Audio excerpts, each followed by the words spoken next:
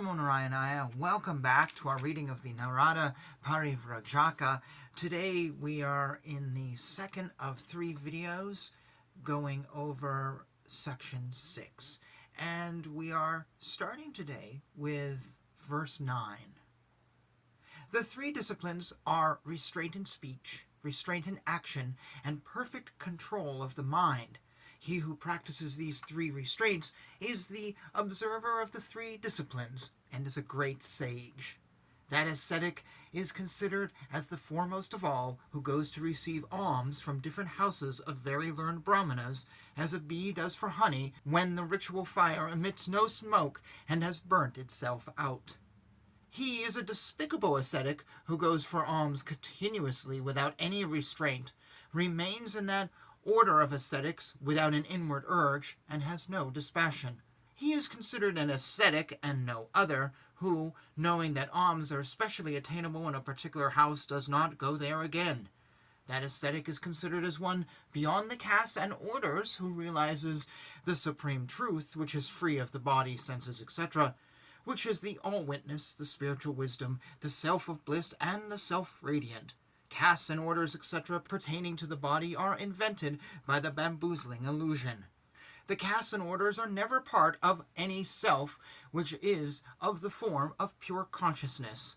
He who realizes this by the teachings of the Upanishads shall be deemed as one beyond the castes and orders. He whose conduct conforming to castes and orders has dropped out on visualizing his self goes beyond all restrictions of such castes and orders and remains in the bliss of his self. The knower of the truth of all the Vedas declare that man to be beyond the castes and orders, who is established in his self, having reached the stage beyond his ashrama and his caste. Therefore, even the castes and the orders of other people have all been superimposed on the self by delusion of the ordinary people. That is not done by the knower of the self. There is no Vedic injunction, no prohibition, no rule of exclusion or inclusion to those who have realized Brahman, nor is there anything else restricting their conduct.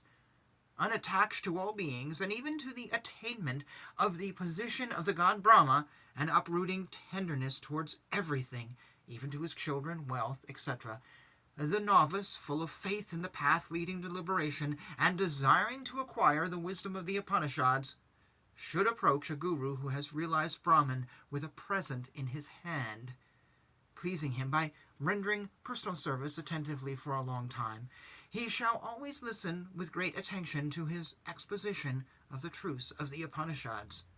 Free from mindness and egotism, bereft of all attachment and always possessing tranquility, he visualizes the Atman in his self. Dispassion always dawns on one only when one sees the defects of worldly life. To one discontented with the life in the world, renunciation will come. There is no doubt about it.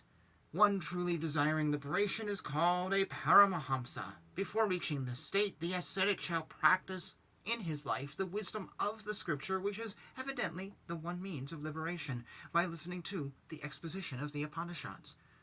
In order to attain the wisdom of the scripture that results in self-realization, the sage called the Paramahamsa should be equipped with all the means such as tranquility, self-restraint, etc.